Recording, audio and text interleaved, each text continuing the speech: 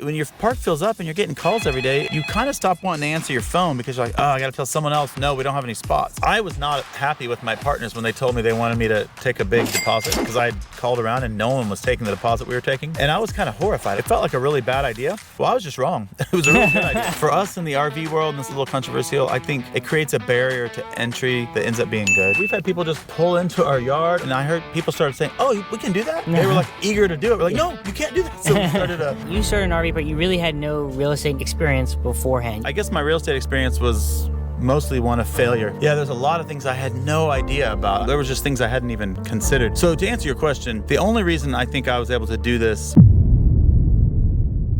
I'm your host, Vema, and welcome to the Reddy Podcast. If you're ready to level up your real estate knowledge, then please do me a favor and hit the like button and subscribe to this channel and hit the notification bell so you don't miss any more of this great content. Today on the podcast, I have Mark, who is the owner and operator of Hope Hill RV Park. And to let my viewers get to know a little bit more about you, can you kind of talk about your background and how you decided to buy your first RV park? Sure. I'm from Austin, grew up here, went to school here, went to University of Texas. And I was actually, from the time I was a young man, I was in ministry, did that for 25 years. And my wife and kids and I were moving home from Africa a few years ago, 2015. And I felt like I was supposed to go into business. That was kind of a surprise, but I started looking around for different ideas, talking to everyone I could talk to. And honestly, I kept feeling like I was striking out a little bit, nothing was really gaining traction. And one day I have a house that I own with a partner, and I had a guy over there pitching me on windows. And I was asking him how he got into windows. He told me quickly, but he said, but what I really want to do is start an RV park. So at that point, I really started to tune out for a second because I was thinking, oh, that sounds really boring, because I had all the negative associations that people often have with RV parks. And I was kind of thinking of the lowest brow stuff, mobile home parks, or I don't know, Breaking Bad or something, which I've never actually watched but one episode. But I think I was just thinking of that kind of stuff. But he kept talking, and after a while, I love numbers, and the numbers sounded really exciting. So we agreed to get lunch and talk about it, and we kind of formed an informal partnership, me, him, and another gentleman. And I worked up a prospectus, which is just like a basic introduction to a business. So it's like... Okay. I made one that I based off of a friend of mine in a totally different industry. I loved what he had done with an oil pitch. And so I took his prospectus and I kind of just copied it, but I did it for an RV park scenario. And then I pitched it to a bunch of my friends that have money, most of which have a lot more money than me, which isn't a hard standard. And they all said, man, this looks really good, but they didn't love the numbers we were offering. And so at some point I realized that it wasn't going to work out with these other two gentlemen. Great guys, really awesome stand-up guys, but maybe it was like too many, what's the expression? Too many hands in the pie. Yeah, too many cooks in the kitchen. Too many cooks in the kitchen, but also too many hands in the pie. Like, I think that we were trying to get too much out of it, and we weren't bringing enough to the business deal partnership. So that was fun. That's something I learned. So I had two people I knew better and who I had long connections to back through my church. So I met with them individually and said, what do you think about this idea? And one of them got really excited. He's a builder and has built everything and very capable and does everything with excellence. And the other guy had started a business and had done well in the tech world. And both of them were very intrigued and liked the idea. So over about 6 months to a year, we'd meet and talk and consider, and we finally decided, let's do this, and started heading towards what you now see around you. But you started an RV, but you really had no real estate knowledge experience beforehand. You hadn't done any type of real estate No, work. very little. I certainly wasn't a realtor or anything like that. I had an investment property that I had bought with friends in 2005. Okay. And then I had some houses I had bought, but I'd done it during the period of junk loans, not really fully understanding what I was doing. So when the 2008, 9, 10 crisis came around, I either lost or gave up those properties.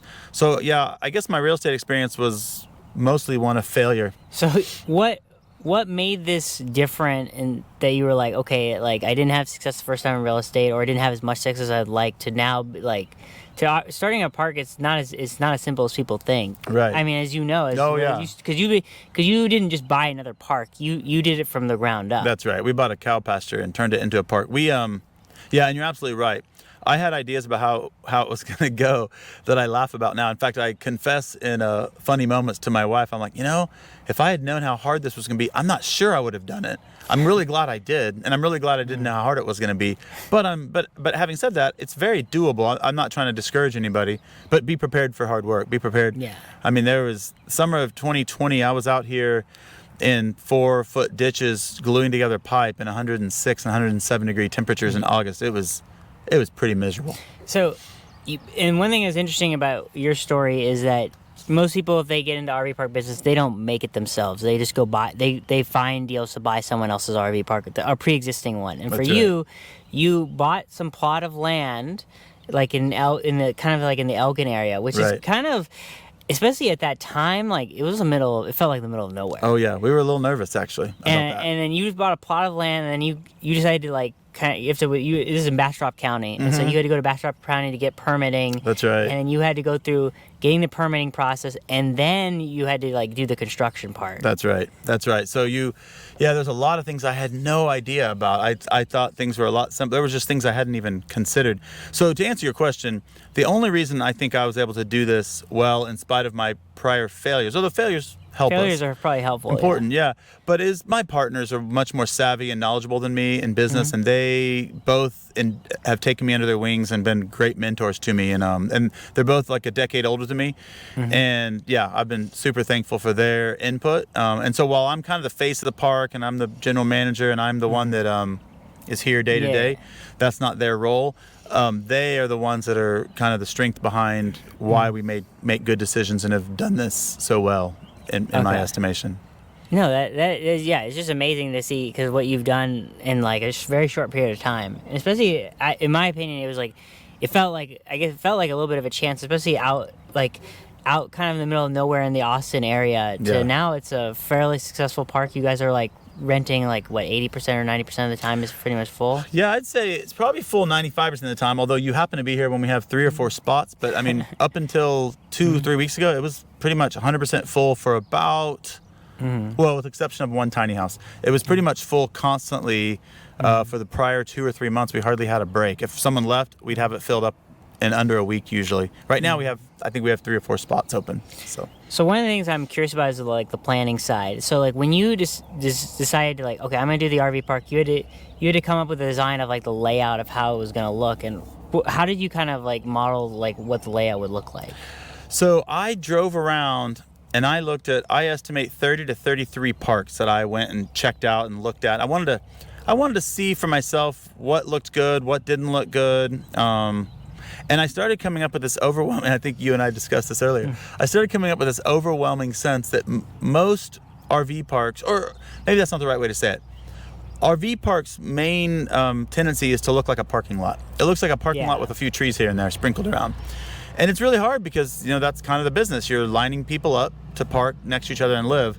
And so that was one of the big issues is is there a way to overcome that? So the other thing I did, kind of my job was research, and I actually really enjoy that. So I got on Google. I spent a lot of time on Google, and I would read reviews, and I would just get on an area of America on Google Maps and just type in RV park, and then all of them would pop up, and then you could just click on one and read the Google reviews, and that was extremely helpful. You could start to see what's going to work, what's not going to work, what do people care about, what do they not care about. Was there any big themes that people really cared about, through reading the reviews? There were. Some of them were kind of surprising, and I've even learned, even on this one, I don't know if we did that great of a job, but level pads is gigantic. People talk about it, oh, their pads are really level, and if they're not, oh, their pads are not level. So that, and we knew that, but I guess it's even more extreme than we thought, because now that we've opened, I think a lot of our pads are very level, but we have a few that aren't as level, and we hear about it. You have people complain. I think we made up for it some other key ways so that that it doesn't hurt us. We have great reviews and stuff, but I think that's something we could have done better. Roads, some parks just do the gravel roads or the caliche or crushed millings. Yeah, millings, whatever. Concrete. Yeah, the different options. Yeah, so we decided to kind of aim for a little bit higher quality on that. So we did asphalt. But even then, I had this picture in my brain of Westlake back in the 80s, and a lot of the roads were asphalt, of course, but they didn't have curbs. And so over time, the asphalt starts to crumble into the grass and the grass starts to take over. So I had I had seen a park out in Hudson Bend, La Hacienda. Anyways, you can find it. It's easy. Very nice park out near Lake Travis. And they had the ribbon curb. I was like, oh, that looks really good. So, in fact, I think we did wider ribbon curb than them, but we just decided we're going to do ribbon curb around all of our roads to make it look crisp and nicer. So yeah, bathrooms were key, laundry rooms were key. If they had a pool, those kind of questions, which we don't, by the way. We kind of made a philosophical decision pretty early on, or a business strategy decision, that let's not try to do everything, because we don't really have the money to do everything. And the business didn't make as much sense. If you're trying to pay for a $200,000 or $300,000 pool, or it stops making as much sense when you start thinking about debt service. So we said, let's just, whatever we do, let's do it very nice, do it very well. Let's not cut corners. So that's kind of been our strategy. I see. Yeah, I understand that, because especially when you're starting out, you have to put a huge amount of money down. Yes. And so I don't know if you guys paid all in cash, or if you guys did like some type of construction loan to kind of get things going, because I'm assuming there's a lot of upfront capital to start an RV park. Yeah, there is. And even the permitting process and your engineer. And I would say you don't really want to, even on an engineer, you don't want to cut corners. Like if we could go back, well, our engineer was great. The one we finally ended up with, he did a great job. But he was a one-man shop, so things went along a little slower. Now, I think we would all agree, if we had, with using hindsight, if we knew what we know now, we probably would have just paid the extra money, which was painful. It would have been an extra $20,000 to get kind of a bigger firm, and we would have gotten to the finish line faster, which means you would have gotten to revenues faster. And so sometimes you're saving you're spending $5 to save a dime or whatever. I'm ruining the expression, but what's the expression? You're penny pinching. Or I forgot it was penny wise, pound foolish. There it is. Yes, and exactly. So, no, I understand that, because people kind of forget, like, so the engineer is expensive, but what's even more expensive is the construction. Yes. And so you have to kind of weigh, like, an engineer, in comparison to what it's going to cost to build it, an engineer's fee is kind of on the small side. It is. And so it's worth, I think you're kind of right, because the one problem with like having like a single engineer is it's just going to take longer. Yep. And there's not as much, like, how do you say this, like, backing if they don't do a good job or something, where a firm, they have a little bit more credibility. Yeah, and a lot of times an area firm already has all the relationships established. They've already worked with the county. They already know people in the county. They might have 5 or 6 divisions, so you can have one part of this firm doing this and another doing that, and so everything's coming along concurrently.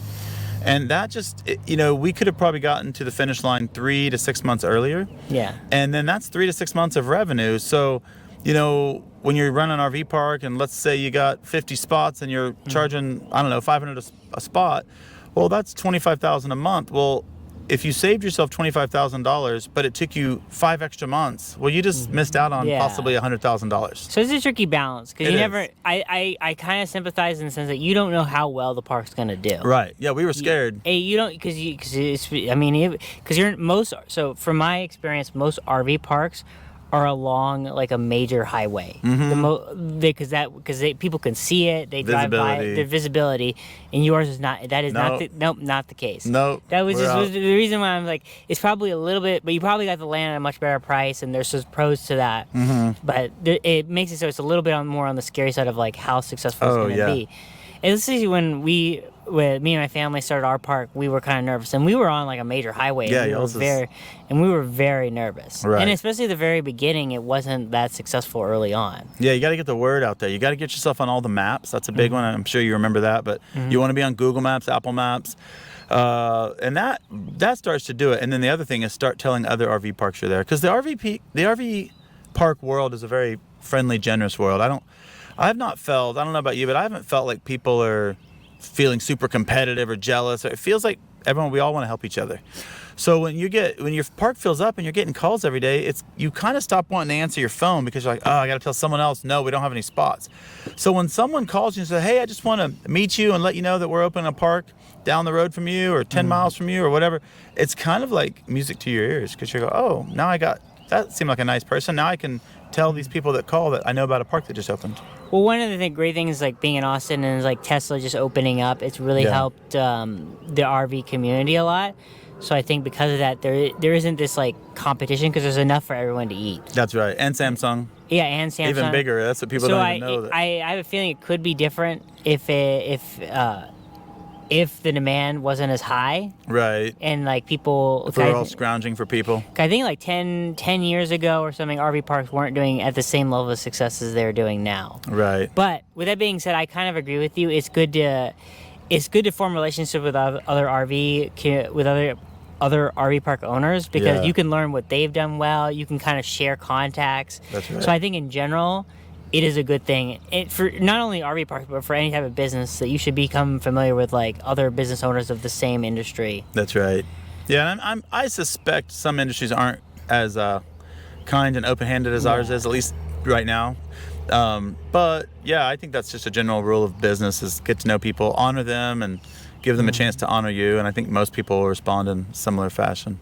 So, once you got this like RV park designed, it sounded like a lot of the big things you had mentioned is like having level pads, but also kind of I think the things that I've noticed about your park is that you have a lot of greenery, and I think that's one of the things that kind of separates your parks from other parks.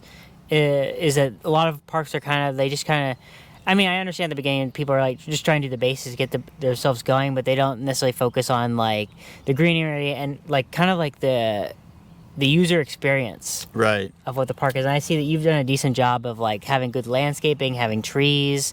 Was that something that you guys like heard a lot from reviews, or what kind of like led to you doing that? That may have just been me personally. I think one of the things I noticed when I went to parks is some had really good landscaping and lots of trees, but I'd say the rule more was not very much. And sometimes I get it because, a 6 to 8 foot tree is going to run you around $100, $150. And then you got to plant it. So you can plant it on your own or you can pay someone. So that starts to add up real fast. But what I noticed was there was these parks that have been running and functioning for years. And I thought, man, if they had just put if they had gone to Home Depot or Lowe's and bought a $20 2-foot tree year one, then okay, some of these trees I was planting were like 3 and 4-year-old trees. But I'm like, yeah, if they had just done that year one, then they'd already, they're 10 years in, they'd have these big monster trees. But they just, I don't know, sometimes I think that's crazy to save money in that way. Or don't think, I'll put in trees in 2 or 3 years when the money's flowing. Put in small trees. If you're gonna do that, then just put in, 1-year-old saplings, because 3 years from now, those are gonna be pretty respectable trees. And 6, 7 years from now, those are gonna actually be providing some shade, which we're still a ways from that, but I think maybe 3 more years we'll actually be getting some shade out of our trees, whereas right now they're kind of 10, 12, 15 feet tall. So yeah, I think one of the things when we started our first park is that we were definitely on a very much of a budget, and so one of the things that the feedback that we've gotten a lot is that people really like having trees. There's not only just like the shade aspect, but it keeps it from feeling like a parking lot. Yes. And it makes it more of like a homier feel to it. And so that's something that we've thought about in our future parks designs, that like we want to have as many trees and greenery as possible, because that really like kind of separates you from other RV parks. Yeah. Because right now the market's really hot for RV parks, but it may not always be. And so when there's when all of a sudden when there's like a shortage, then like people are going to have a lot of options to then choose which parks. And so that's the thing we've thought about a lot more, is like in our design, in our future parks, like adding trees and doing those little things to kind of like really upgrade your park so it like stands out. Oh yeah. In fact, when you were saying it made me think of the fact that like if 6, 7, 8 years from now, think of what these trees are going to look like, and people come in and they see that you have trees, and at least it shows kind of honor. It shows that like in the house that I rent out, I decided, you know what, I'm just going to spend an extra $200, $300, $400 per appliance, because a stainless steel split door fridge doesn't cost that much more, but it looks so much better than like the cheapest rental grade fridge.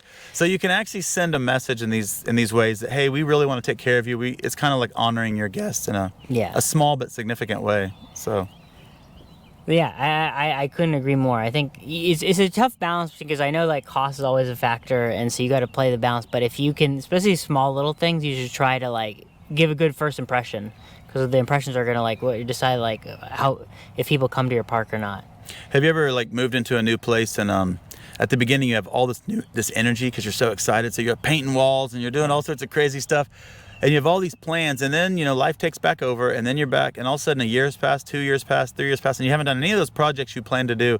So I'd say that about trees and stuff. Do it up front, because the park's going to take over, and when you're running the park, you don't feel like you have a lot of extra time. I don't feel like right now I could just go out and plant 50 trees. Yeah. It seems unthinkable. And it wasn't when you didn't have customers yet. So I'd say do that on the front side.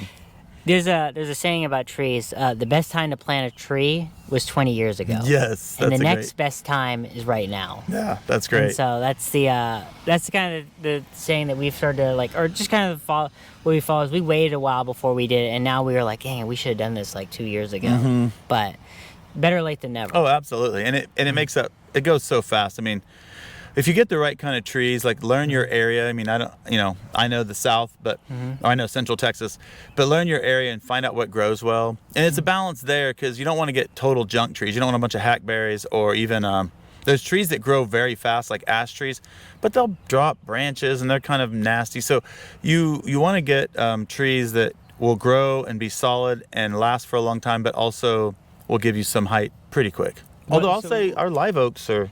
Okay, so what are your like best like tree recommendations? Okay, so this is going to be a little bit counter to what I just said, but I love Mexican sycamores. Okay. So American sycamores are nice trees and people like them, but when someone showed me the difference between that and a Mexican sycamores have whiter, like the bark clears up fast, super white, and then the back of the leaves are silver. And even in the fall, American sycamores start looking kind of yellowy and gross earlier, and the Mexican sycamores look nicer longer. You can get, once your tree's established, you can get 4 to 6 feet a year out of a Mexican sycamore. Having said that, I wouldn't put it where they're going to be extending out over your RVs because they do have it's this weird habit where a branch will suddenly just decide not to put out any life and it'll die. So you got to like stay on top of that. So I'm putting those on the edges. I have a few in the park. I hope I don't end up regretting that. But I'm putting on the edges, and when you drive out, you'll see we have a whole line of Mexican sycamores, and so those are good. The loblolly pine, which is the whole Bastrop piney forest is made of those. Those are great. Their roots go down, they find what they need, and they look good. Although at our park owners meeting, someone mentioned that they drop a lot of those needles, and it's hard to grow grass under them. Now, ours are too small for that to have been a problem yet, but the Montezuma cypress are good. Are you talking about different tree species?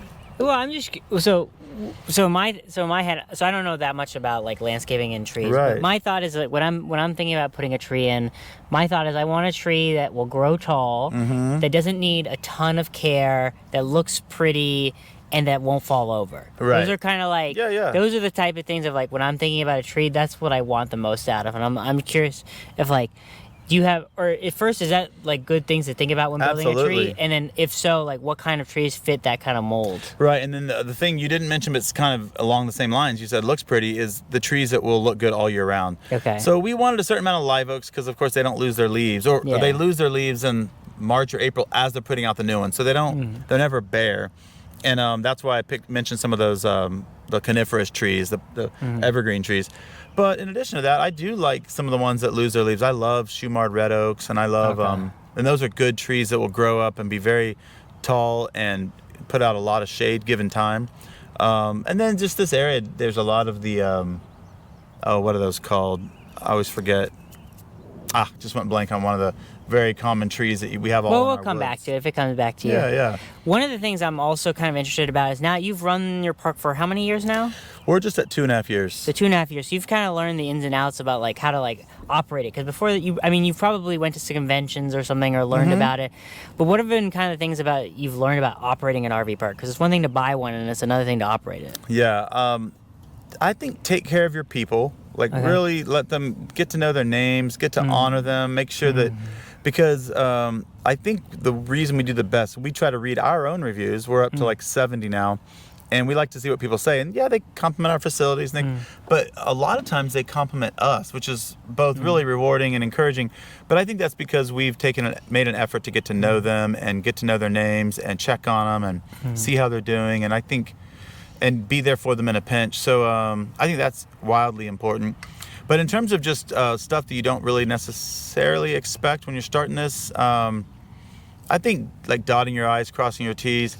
For us in the RV world, and this is a little controversial, I think taking a pretty big deposit, because it's kind of it creates a barrier to entry that ends up being good. Yeah, you don't have someone who's not going to pay or something like that. And so if they're having a higher deposit, it's less likely that they're just going to all of a sudden ghost you. Yeah, that's right. Because they could just take off in the middle of the night, and if they've if you have a big deposit, then a weekend to them not paying, you have their deposit. They've already paid for that week. You can ask them to leave. You can start getting serious with them. So yeah, and I mean, let's face it, this world does attract the people that move around from park to park. We've talked about that, how you got to be careful with people they're actually aiming to come and take advantage of you and live there for free.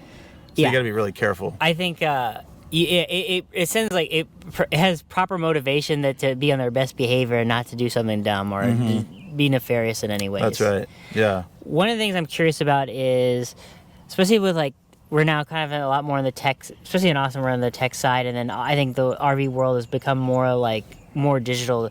I'm curious, like, what softwares you use to kind of help you run your park. You know what? So far, we've created a bunch of our own spreadsheets just on Google Docs just to keep up with like the names and the placement and when they move in and out and stuff like that. But in terms of our billing, we just use QuickBooks. We're open to changing on that. I've been talking to a guy. But QuickBooks has served us really well. And another thing is like when we were setting up the laundry room, we decided to do a app-based laundry system. And we were a little nervous about that because I reached out to other RV park owners and they were like, don't do it. Just do quarters and dollars. And and you know what? Like, you can learn a lot of wisdom from the generation that comes before, and that's important to listen. But on that one, I decided, you know what? I'm going to reject this advice because I feel like this is maybe a group of people that just hasn't kept up. So I decided very deliberately to reject that advice, and it was a very good decision in that case. Okay. So. Yeah, that's awesome. Because I think like some of the so for us, like we use stuff like CampSpot, and there's storage unit softwares that you can kind of use for. But I think we've used a couple of softwares. So I was just curious if we do use CampSpot, but that's just we have a few spots set aside for vacation. So we use CampSpot for our vacation spots. So you have kind of like a mixture. You kind of have like CampSpot for like quick reservations, and then you have like kind of more of like your long-termers a little bit, like who stay for several months. That's right. You have like your like internal like Google Sheets or Excel sheets to kind of manage that. That's right, and QuickBooks does that pretty well for you. But we do have our spreadsheets just to make sure we're keeping up with other. Like I would tell you, when everything's crazy and busy, you don't think to do this. But like if you get a vendor that does something for you really well, have a vendor. We're making a vendor list because then we can go back and go, wait, who was that person that we needed that one time to do this one job? It's really nice to go and go, oh, that's who it was. So things like that become really important. Keeping track of people that you enjoyed working with that were a positive experience. But yeah, QuickBooks, CampSpot, and Yelp is beating down our door every month to try to get us to use them, and we tried them for a month, and we didn't feel like we got out of it what we needed. I hate to say this about Yelp. I kind of like to say this about any company, but I think it's kind of like for at least the RV business it's not the right fit. Yeah. I think right now, like Google Maps and Google businesses are kind of like Google reviews is kind of like where people go. People just go on Google and they type in like RV parks near me, and that's right. And that's really how a lot of them determine that, I think. Yeah. Or even Apple Maps or stuff like that. Those are kind of like the way, like the Google Places, Apple Places, Absolutely. Stuff like that. Like if one of your viewers is watching this and thinking, but maybe I should use Yelp, but then just ask yourself right now, even if you know nothing about RV parks, what would you do if you were in Montana and you were dragging an RV and you wanted to stop at a park? How would you do it? I mean, there's a really good chance you'd do what you just said. Go to Google or Apple Maps. Maybe Yelp would be third or fourth down the line, but you probably won't ever have to get to Yelp. Yeah. Before you get your answers. Now, one of the things that was interesting is before you decided to start a park, had you ever lived in an RV or like done traveling? No, not at all. I never really could afford. I mean, that's pretty expensive. If you ever looked up renting an RV, it's like $100 on the cheap side. If you find like a cheap one, it's $100 a night. If you want to drive something, it's $200, $300, $400 a night. So I've never had the money to do that. Always been attracted to it. I liked it, but so I knew very little. And fun enough, my partners, who are better off than me, they hadn't done much either. So there was three men came together that didn't know what we were doing. When you were doing research, did you guys decide to like try to rent one and just live in an RV park or anything like that? Was that ever I borrowed one from a guy at church, and I stayed in 3 different parks in the area, just purposely just to say, what's this experience like? What am I not thinking of? And now I'm not going to say that was some huge amount of research, but I took my kids and we stayed in 3 different parks 3 nights in a row. And that was helpful. That was actually really helpful. Okay. To learn things you don't really want to know, like how to hook up your sewer hose. Yeah, sewer hose. Horrible stuff. Just small things like that. I think it's important because otherwise you're not gonna be able to relate with your potential people that are staying at your park. That's right. And I've learned enough now. I mean, you're here and you're helping people, or you're helping the single lady that moves in, and maybe she just got the RV. So you may not know a lot, but you know more than her. And after a while, you do enough of that. I've gotten fairly savvy. I can help people do a lot of things. Yeah. So yeah, I think in the RV business you have to be handy, or if not, if you're not handy, you need to have somebody who can be handy for That's you. right. That's because right. little things come up here and there, like it's a number of small little things like septic issues or some pipe breaks, or there's like just any type of thing that would happen in a house, but maybe even on a bigger scale. Right. Well, we've even learned this year. I think this was the second pretty severe winter out of the last 3, which is very unusual in Central Texas. And of course, severe would be if someone from, North Dakota is watching this, they would laugh at what we call severe here. But for us, it was severe. And I learned something really important. We made a decision next year, if a hard freeze is coming, we're going to send out a message to all of our people. Hey, we're cutting off your water. And not from the front, but at the actual pedestals, and maybe even undoing the hoses, because we had people who were gone or gone home for the weekend, and they just had their hose on and in their RV, and we had a couple people, not a lot, like 1 or 2 people, where it burst in the walls of their RV and was like leaking, and it was a nightmare. It was such a nightmare. We're like, well, we could have avoided that by just saying, hey guys, our policy is we're going to turn these off. Excuse me. That's okay. Okay. Is there already been big struggles, like starting out, like things you didn't think about, like I don't know, like things like thinking about internet, or like if people don't pay, how to like what to do in those scenarios, or just like kind of like any type of things that have like you've had to kind of learn the hard way, or like struggled with, or still struggle with? Well, we've kind of touched on it tangentially, but I was not happy with my partners when they told me they wanted me to take a big deposit, because I had called around and no one was taking the deposit we were taking. Let's just say it's a lot more than the normal $100 or $200. Yeah. And I was kind of horrified. I'm like, well, it's easy for you guys to say, and it sounds good in a perfect world, but I'm the one that has to talk to these people on the phone, and we're trying to get people in here, and it felt like a really bad idea. Well, I was just wrong. It was a really good idea. And it saved our butt more than once, because someone will be late on rent, and we have a deposit. We have them covered. And so that ended up being a really good idea. So the result of that is I have not had that much trouble trying to get rent. Very little. Most of my people, because we have a high barrier to entrance, and they're working at Tesla or Samsung, most of my people are just great. We've had very little issues. I think that's one of the things you've done well, is like, you have the high deposit, and you've designed such a good park that people don't want to leave, and then also like it sets a barrier to where like you're gonna have like quality people come by, and they're gonna be on their best behavior. Yeah, and that's something I've learned. This is just good. Just tuck it away for the future if you're someone who's just starting on this journey. But you kind of got to have your rules, and you got to stick to them. And I'm an easygoing guy, and I don't like to enforce rules. I like people to like me, and I don't want anyone to not like me. So I don't want to tell someone like, hey, you got too many toys out, or you got too much junk building up around your RV. You find nice ways to say it. I'm saying it more crass for this purpose, but that's hard for me. Luckily, I have an employee who's more willing to do that. And, he's be nice. the enforcer. Yeah, he's more the enforcer, because I don't want to do that. But it becomes important. Like, we have strict rules that you can't park on the grass. And I guess in the RV world, it's not that unusual. People just to pull up and pull into the grass, because a lot of times you can't tell the difference between the yard and the.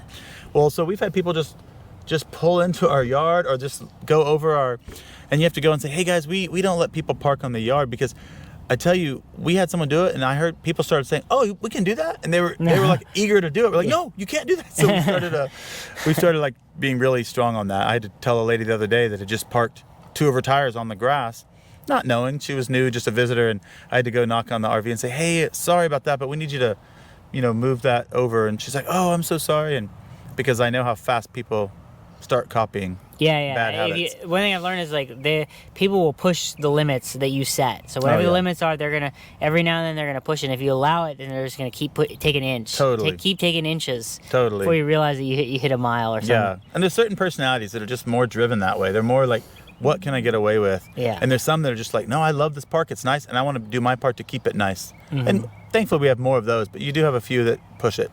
So. Okay. Well, one thing I think would be really cool is if we can kind of like go walk around, and you can kind of show us kind of the park and like why you design things a certain way. Oh yeah.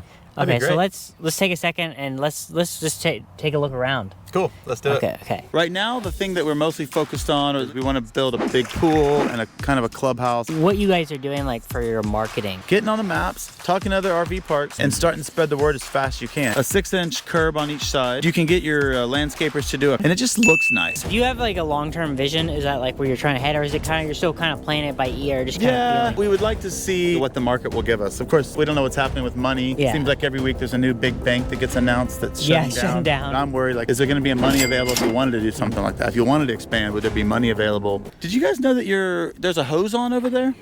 So, anyways, Okay. this is real life, people. This This is is what real- it's like in an RV park in the middle of the day.